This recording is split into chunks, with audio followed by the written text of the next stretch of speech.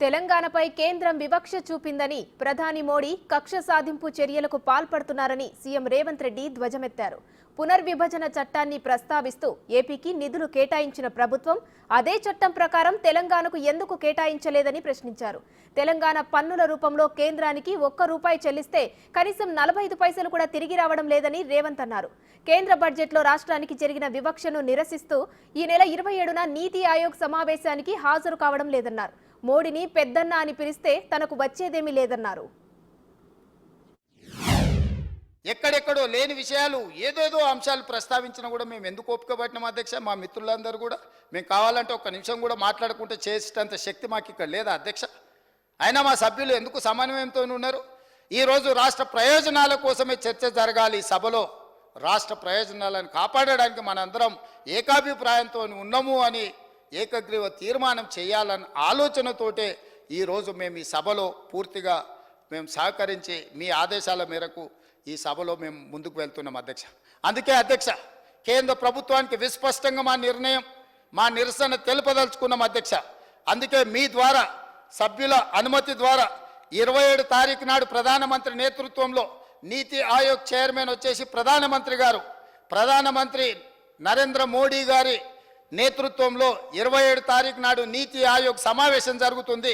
తెలంగాణ రాష్ట్ర హక్కులకు భంగం కలిగించినందుకు, తెలంగాణకు రావాల్సిన నిధులను విడుదల చేయనందుకు, తెలంగాణ రాష్ట్రానికి ఇవ్వవలసిన అనుమతులు ఇవ్వనందుకు నీతి ఆయోగ్ సమావేశాన్ని తెలంగాణ రాష్ట్ర ముఖ్యమంత్రిగా బహిష్కరిస్తున్నాము. ఈ బహిష్కరణను సభ మొత్తం ఏకగ్రీవంగా ఆమోదించాలని తమరి ద్వారా నేను విజ్ఞప్తి చేస్తున్నా అధ్యక్ష. మేము ప్రజాస్వామిక స్ఫూర్తిలో నిరసన తెలుపుతాం అధ్యక్ష. మేము ఏది పడితే అది మాట్లాడి, ఎంత వస్తే అంత మాట్లాడి తర్వాత కాదు కూడదని మాట్లాడే విధానం మాకు లేదు అధ్యక్ష. ఆనాడు చట్టం ద్వారా మనకిచ్చిన అధికారాన్ని 10 సంవత్సరాలు ఇక్కడ ఉన్న పాలకులు ప్రశ్నించకపోవడము, నిలదీయకపోవడము, రాబట్టుకోకపోవడం వల్ల తెలంగాణకు తీరని అన్యాయం జరిగింది. కనీసం ఇప్పుడైనా నరేంద్ర మోడీ గారు ఈరోజు 10 సంవత్సరాలు అమలు చేయని విషయాలను ఈ బడ్జెట్లోనైనా తప్పకుండా చేస్తారన్న ఆలోచనతో చేయాలన్న ఉద్దేశంతో మేము డిసెంబర్ 3, 2023 నాడు ఫలితాలు వచ్చిన ఎంబడే 7 తారీఖు మేము ప్రమాణ స్వీకారం చేసిన మరుక్షణం కేంద్రంలో ప్రధానమంత్రిని, హోంమంత్రిని, వివిధ శాఖల మంత్రులను, ప్రధానమంత్రి గారిని స్వయంగా 2 సార్లు ఢిల్లీకి వెళ్ళి కలిసినాం. ఇక్కడ ఆదిలాబాద్కు వచ్చినప్పుడు పర్సనల్గా కలిసి వారిని ఆహ్వానించి ఫెడరల్ స్ఫూర్తితో ఒక ప్రధానమంత్రికి ఇవ్వవలసిన గౌరవాన్ని తెలంగాణ రాష్ట్ర ముఖ్యమంత్రిగా నా విధులను నేను నిర్వర్తించిన. ఆ సందర్భంలో ప్రధానమంత్రిని నేను స్పష్టంగా చెప్పిన, మీరు ఒక పెద్దన్న, ప్రజాస్వామ్యంలో వివిధ రాష్ట్రాల ముఖ్యమంత్రులకు ఈ దేశ ప్రధానమంత్రి ఒక పెద్దన్న లాంటి వాడు. మీరు పెద్దన్న పాత్ర పోషించండి, మా రాష్ట్రానికి రావాల్సిన నిధులు, మాకు ఇవ్వవలసిన అనుమతులు మీరు ఇవ్వండి, మీ పెద్దన్న పాత్ర మీరు పోషించండి అని నేను చెప్పిన అధ్యక్ష. వారిని పెద్దన్న అంటే నాకేమైనా వారి పదవి ఇస్తారా? నాకేమైనా కిరీటం పెడతాడా? ఇవాళ నాకు ఈ పదవి వచ్చింది అని అంటే ప్రజలు అవకాశం ఇవ్వడం వల్ల వచ్చింది. నా పార్టీ నాకు ఈ బాధ్యత ఇవ్వడం వల్ల వచ్చింది. పార్టీ అధ్యక్షుడిగా నాకు పార్టీ అవకాశం ఇచ్చింది. ఆ అధ్యక్ష పదవితో ప్రజల దగ్గరికి వెళ్ళి ప్రజల్ని అడిగినాం, ప్రజా తీర్పు కోరినాం. ప్రజలు తీర్పిచ్చి తెలంగాణ రాష్ట్రానికి కాంగ్రెస్ పార్టీకి అవకాశం ఇస్తే మా 65 మంది శాసనసభ్యులు సభానాయకుడిగా నన్ను ఎన్నుకొని ప్రజాస్వామిక స్ఫూర్తితో నన్ను ఇక్కడ కూర్చోబెట్టింది అధ్యక్ష. ముఖ్యమంత్రి ఎవరి దయా దాక్షిణ్యాల మీదనో ఎవరినో పెద్దన్న అంటే వచ్చిన పదవి కాదు అధ్యక్ష. కేంద్ర ప్రభుత్వం మన పట్ల వివక్ష చూపించింది. ఇది వివక్షనే కాదు, కక్షాపూరితమైన చర్య అని చెప్పి నిర్ద్విధంగా సభ ఖండించాలి అని చెప్పి ఈరోజు ప్రత్యేకంగా రోజు మొత్తం ఈ సభలో చర్చ పెట్టి ప్రతి సభ్యుడికి అవకాశం ఇచ్చి మీ అభిప్రాయాలు చెప్పండి, నిక్కచ్చిగా మీరు చెప్పే అభిప్రాయాన్ని కేంద్ర ప్రభుత్వానికి తెలియజెప్తామని చెప్పి ఈరోజు ఈ సభలో చర్చకు తీసుకున్నాం అధ్యక్ష. కానీ జరుగుతున్న పరిణామాలు మీరు చూసారు కదా అధ్యక్ష. అసలు విషయాన్ని పక్కదోవ పట్టించి ఇక్కడున్న ప్రభుత్వాన్ని దోషిగా నిలబెట్టాలని, నరేంద్ర మోడీని కాపాడాలని, లేదా నరేంద్ర మోడీ గారి పార్టీలో మేము ఉన్నాం కాబట్టి ఆ పార్టీని సమర్థించాలని, ఇట్లా వివిధ రకాలుగా ఈరోజు ఇక్కడ చర్చ జరుగుతున్నది అధ్యక్ష. అయినా అధ్యక్ష, కొంతమంది పదే త్యాగాలు చేసిన పదవులు తెలంగాణ కోసం అంటున్నారు అధ్యక్ష. ఎమ్మెల్యే కాకముందే ఆ వ్యక్తులను మంత్రులను చేసింది కాంగ్రెస్ పార్టీ అన్న సంగతి ఆ వ్యక్తి మర్చిపోతే తెలంగాణ సమాజం మర్చిపోదు అధ్యక్ష. ఏది లేనప్పుడు, ఏ దిక్కు ఏ దివాణం లేనప్పుడు, వార్డు మెంబర్ కానప్పుడు ఆ రోజు మంత్రి పదవి ఇచ్చింది కాంగ్రెస్ పార్టీ శ్రీమతి సోనియా గాంధీ గారన్న సంగతి వారు మర్చిపోతే ప్రజలు క్షమించరు అధ్యక్ష. తెలంగాణ రాష్ట్ర ముఖ్యమంత్రిగా 4 కోట్ల ప్రజల యొక్క హక్కులను కాపాడాల్సిన బాధ్యత నా మీద ఉంది. ఈ గురుతరమైన బాధ్యతను అమలు చేయడానికే ఒక అడుగు ముందుకేసి ఒక మెట్టు దిగి ఈ దేశ ప్రధానమంత్రిని మీరు ముఖ్యమంత్రులకు అందరికీ పెద్దన్న లాంటి వారు, మీరు పెద్దన్న అంటే పెద్ద మనసు చేసుకొని తెలంగాణ రాష్ట్రానికి ఏవైతే చట్టం ద్వారా హక్కులు కల్పించినరో ఆ హక్కులను అడ్డుకోకండి, తెలంగాణకు అనుమతులు ఇవ్వండి అని చెప్పి వారికి విజ్ఞప్తి చేసినాం. 3 సార్లు ప్రధానమంత్రిని కలిసిన, 18 సార్లు వివిధ మంత్రులను కలిసినాం.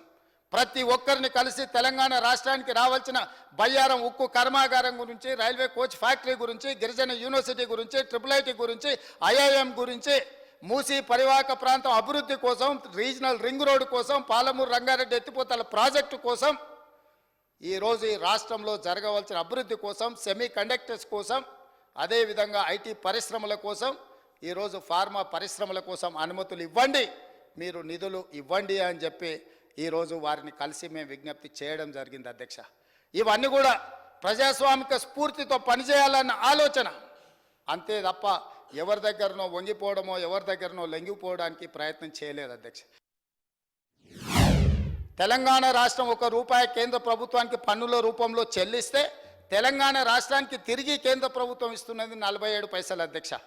కానీ అదే బీహార్ రాష్ట్రం ₹1 పన్ను చెల్లిస్తే బీహార్ రాష్ట్రానికి ₹7.26 వాళ్ళకు తిరిగి వస్తున్నాయి అధ్యక్ష.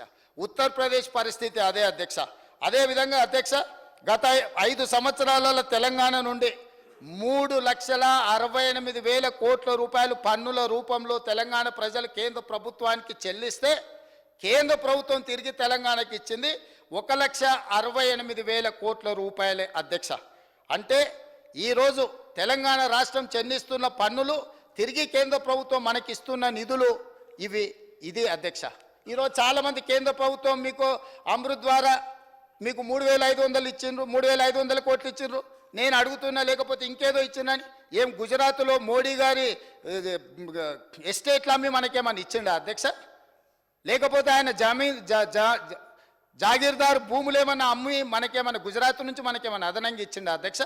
తెలంగాణ రాష్ట్రం 3,68,000 కోట్ల రూపాయలు పన్నుల రూపంలో 5 సంవత్సరాల కేంద్ర ప్రభుత్వానికి చెల్లిస్తే కేంద్ర ప్రభుత్వం తిరిగి మనకు విడుదల చేసిన నిధులు 1,68,000 కోట్ల రూపాయలు మాత్రమే. ఇది ఎవరి దయా దాక్షిణ్యం కాదు, ఎవరి ఆస్తులు మాన్యాలు అమ్మి తెలంగాణ రాష్ట్ర ప్రజలకు ఇవ్వలేదు అధ్యక్ష. ఇది ఎవరి దయా దాక్షిణ్యం కాదు, మన హక్కులు మనకి ఇవ్వకపోవడం వల్ల, చట్టం రూపంలో పార్లమెంట్లో చేసిన శాసనాలను ఉల్లంఘించడం వల్ల ఇవాళ ఈ అంశం మీద ఇవాళ చర్చించాల్సిన పరిస్థితి వచ్చింది అధ్యక్ష. అంటే 5 దక్షిణాది రాష్ట్రాలు చెల్లిస్తున్న పన్నులెంత, తిరిగి 5 దక్షిణాది రాష్ట్రాలకు కేంద్ర ప్రభుత్వం ఇస్తున్నదెంత, ఒక్క ఉత్తరప్రదేశ్కి ఇస్తున్నది ఎంత అనేది కూడా ఇవాళ చర్చించాల్సిన అవసరం ఉన్నది అధ్యక్ష. 5 దక్షిణాది రాష్ట్రాలు 5 అయినా తెలంగాణ, ఆంధ్రప్రదేశ్, కర్ణాటక, కేరళ, తమిళనాడు, ఈ 5 రాష్ట్రాల నుండి GST పన్ను వసూళ్లు 22,26,000 కోట్ల రూపాయలు అధ్యక్ష. ఈ ఏమైంది ఆంధ్రప్రదేశ్కి? బాగానే ఉంది. సో ఈరోజు ఈ 5 రాష్ట్రాలు కలిసి పన్నుల రూపంలో చెల్లించింది 22,26,000 కోట్ల రూపాయలు అధ్యక్ష. కానీ తిరిగి ఈ 5 రాష్ట్రాల కేంద్ర ప్రభుత్వం ఎంత ఇచ్చిందంటే 6,42,000 కోట్ల రూపాయలు మాత్రమే. 5 రాష్ట్రాలు 22,26,000 కోట్లు చెల్లిస్తే 5 రాష్ట్రాలకు తిరిగి కేంద్ర ప్రభుత్వం ఇచ్చింది 6,42,000 కోట్ల రూపాయలే అధ్యక్ష. అదేవిధంగా బ్రిటిష్ పాలనలో మగ్గిపోతూ ఉన్నది. ఆ సందర్భంలో హైదరాబాద్ సంస్థానం, ఈనాడు కొంత ప్రాంతం మహారాష్ట్రలో, మిగిలిన ప్రాంతం కర్ణాటకలో, ఇప్పుడున్న తెలంగాణ రాష్ట్రం, ఆనాడు ఈ సంస్థానం కూడా స్వేచ్ఛ కోసం, స్వతంత్రం కోసం సాయుధ రైతాంగ పోరాటాన్ని చేస్తూ ఈ ప్రాంతం కూడా పోరాటంలో చాలామంది అమరులై మనం స్వతంత్రాన్ని సాధించుకున్నాం. సెప్టెంబర్ 17, 1948లో మనకు స్వతంత్రం వచ్చి ఈ ప్రాంతం కూడా, హైదరాబాద్ సంస్థానం కూడా భారతదేశంలో విలీనమైంది.